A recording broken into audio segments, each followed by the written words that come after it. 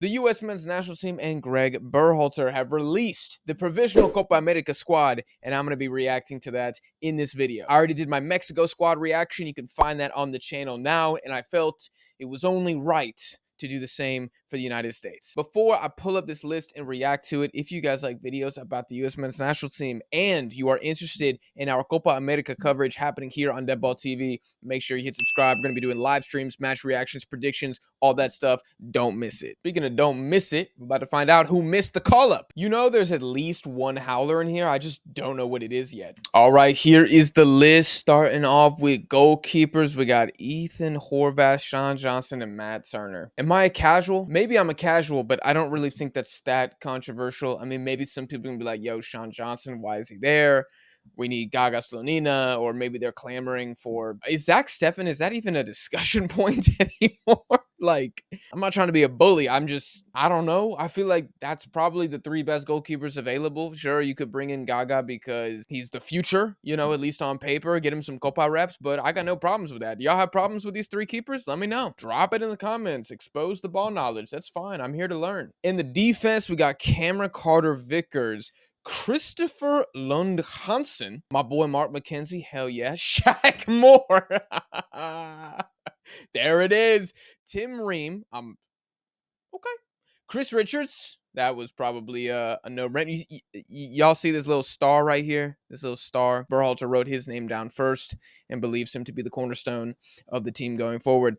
Jedi Robinson, Miles Robinson, and Joe Scally. So, of course, no Serginho Dest because of injury. Mark McKenzie, glad he got in there. I think he's an underrated center back for the national team. Jedi going to be the starter. Richards, Ream, probably the partnership based on this. Shaq Moore as the backup fullback. How do we feel about that? Is there any pro Shaq Moore argument? And that's a genuine question. Like, I don't really watch this man play for his club. I've just seen him for the national team, and I haven't been impressed. And I have serious doubts that the tempo of a Copa America game, especially in a knockout game against Colombia, Brazil, I just think Shaq Moore's gonna get cooked. Like, can you imagine this man trying to mark Luis Diaz? It's gonna be a massacre. I hope this man doesn't play, and that's for his protection. Joe Scally at least is in the Bundesliga, and he's going up against top-class wingers week in and week out for multiple seasons. Look, the Tim Ream situation, it's a little sensitive, and I understand that. He's undoubtedly a fan favorite. People really like Tim Ream. He doesn't really have any haters. Like, I would say he's probably one of the most unanimously liked U.S. players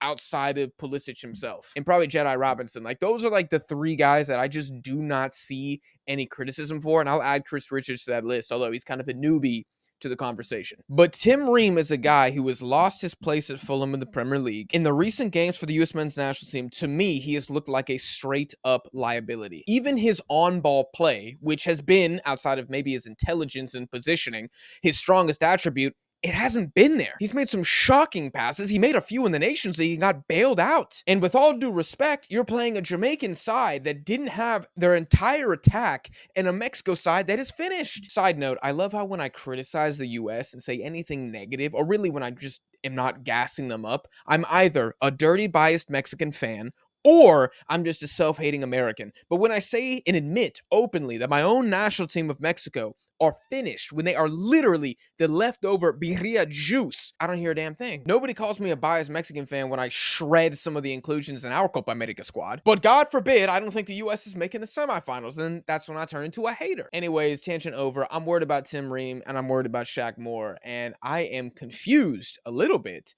that Walker Zimmerman was not included. I'm not advocating for Walker Zimmerman to be here, although I think he's probably an overhated player. Like, he's an average CB, and there's nothing more to that conversation. But I felt like Greg liked him, and I'm a little shocked. Maybe is he injured? Nope, no injuries. I just don't think he was included. Before we move on from the defense, Christopher Lund, I don't have much to say about him, and honestly, I'm just curious what you guys think. I don't really remember if there was a lot of hype when this guy filed the switch to the United States. I don't really know anything about him. I've never seen him play. I just know that he's young, and I guess youth is a good thing, but you guys let me know. Biggest omissions from the defense, I'd probably say Walker Zimmerman. I'm just, again, a little surprised he wasn't here. Jalen Neal, maybe, I think deserves a shout. And no Austin Trusty, which I'm not super shocked honestly, given the season that Sheffield just had. And of course, I'm not saying it was all Austin Trusty's fault. That's insane. But, maybe the timing's just not right. In the midfield, we got Tyler Adams, Johnny Cardoso, Luca De La Torre, Weston McKennie, Yunus Musa, Gio Reyna, Malik Tillman, and Timmy Tillman. Timmy Tillman? Really? Okay. I mean, maybe Greg knows something I don't. Weston McKennie, Yunus Musa, Gio Reyna, Malik Tillman. That is talent, man. That is talent, dude. I don't even say Luca De La Torre, who's a good player. And if we want to keep it to CONCACAF because y'all love it when I talk about that stuff, Luca De La Torre makes the Mexico squad hands down. And he's probably the 7th midfielder on this list. Timmy Tillman makes no sense to me. Maybe I'm just going pure hater, but yeah, I don't know what that was for. Like, did my man ball out or something in MLS? No, he had 4 goals and 2 assists. I don't get this. Was there like an MLS quota? There probably was. This is probably just just throw him in. Just throw him in. You don't have to play him. Just get 4 MLS guys in there, okay?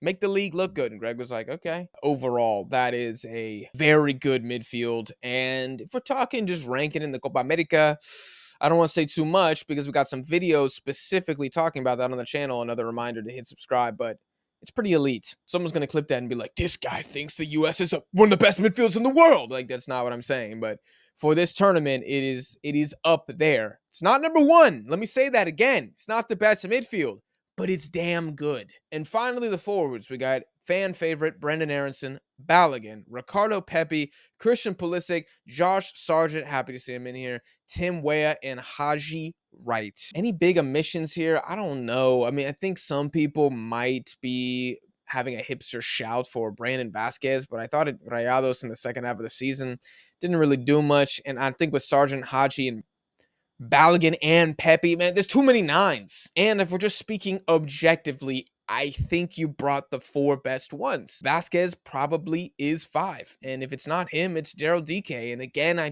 don't think there's a place for Daryl DK in the US anymore. If this was 2015, yeah, but this is 2024. He's not good enough, quite frankly. Maybe he should file a one-time switch. Now, if I'm going full hater mode, Brendan Aronson in here is... I mean, he's just not good enough, is he? Like, he had, 4 or 5 goal involvements again this season for Berlin. He's just like a pressing speed demon. There's not much else to his game. Maybe you could have thrown somebody like Zendejas in here, like somebody who's at least like got some positional flexibility, a little more utility, I would say, kind of a Swiss Army knife versus Brendan Aronson, who I would classify as extremely one-dimensional right now. He's good at pressing, he's good at running, and his stamina is good. That's about it, bro. Meanwhile, Zendejas has been one of the better players for America. I think his performances have been overrated slightly, but he has been good. Maybe he wasn't included because of the Gold Cup. He kind of laid an egg. I don't really know. You guys let me know. Let's go ahead and check out what the fans are saying.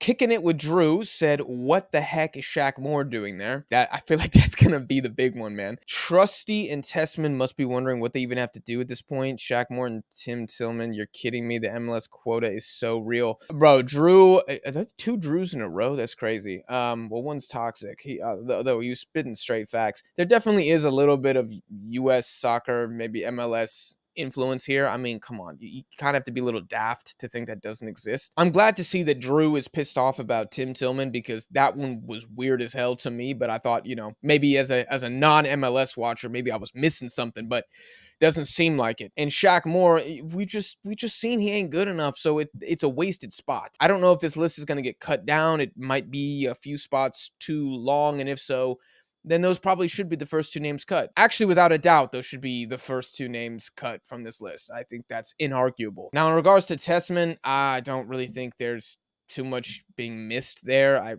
In the games that I've seen with the Usmnt'S national team, he doesn't look ready. I mean, if you want to keep him on the bench for exposure, that's fine, but he's getting eaten alive at a Copa America. And Austin Trusty, yeah, that is a bit weird to me that Austin Trusty's not there, just given the Premier League experience. I don't think Austin Trusty has the hype train of Chris Richards. Like, the Chris Richards hype train is insane, but it's partially because I think Chris Richards is just a better player.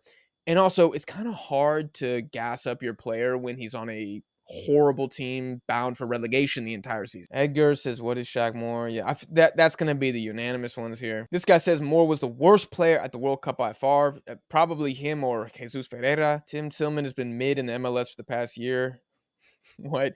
Cream cheese, Diego Luna. Dude, Jack McGlynn, bro. Dude, Jack McGlynn, that might beat. Now that is a shout that I love. I've seen this guy for the Union probably like 6 or 7 times. Yo, he's the truth. That guy's the truth. I'd take him over Testman. Just me. Just me, a biased Mexico fan. Shaq more of a Dwan Jones. I forgot Dwan Jones. I forgot he existed, to be fair. Patrick Schulte screwed. I don't even know who that is, with all due respect. Again, I'm not an MLS fan. Don't pretend to be. Will never pretend to be. Okay. I think I'm going to end the video there because I really don't have that much else to say. There's 2 laughable inclusions, okay? No debating that. Some of these squads, they come out and I'm looking at them, they got 6, 7 absolute clowns in the lineup. It literally looks like a traveling circus. I don't think the U.S. lineup is that bad. I don't think it's anywhere close to embarrassing. I think Berhalter, yeah, he threw a couple U.S. guys in there, but I mean, it's a good list. The biggest omission, in my opinion, probably would be Zendejas or Austin Trusty. I think those are the 2 that there might be situations in the Copa America, depending on the opponent, depending on what's going on in the game, where maybe you could use those 2 players, both for their skill set and their experience. But again, outside of that, man, I don't want to say I'm clutching the straws, but I don't know if I feel enough to be like angered by this list, you know? Like, again, compared to Mexico, we're bringing like 4 frauds to the Copa, okay? I mean, I take 2 over 4, okay? 2 frauds is better than 4. So, I don't know. I mean, it's mostly right. I'm not losing any sleep on this. I don't think any U.S. diehards are going to lose much sleep. To conclude the video, I don't think this list changes a single thing about the United States. I still feel like the ceiling is the quarterfinal, not because the United States is bad, but because of the opponent that they would play in that round and all the other circumstances around this tournament. I'm going to give this list a 9 out of 10, y'all. You guys let me know if you disagree in the comments. Drop your grade. Drop your thoughts about the overall Copa squad in the comments. I'd love to hear from you guys. I just don't think there's any game changers that aren't part of the team. Any player that has any dynamism to him, any player that has like a special attribute or something that could tip the balance one way, I feel like it's included, really, with the exception being Zendejas. So if you want to deduct 1 point because Zendejas wasn't included,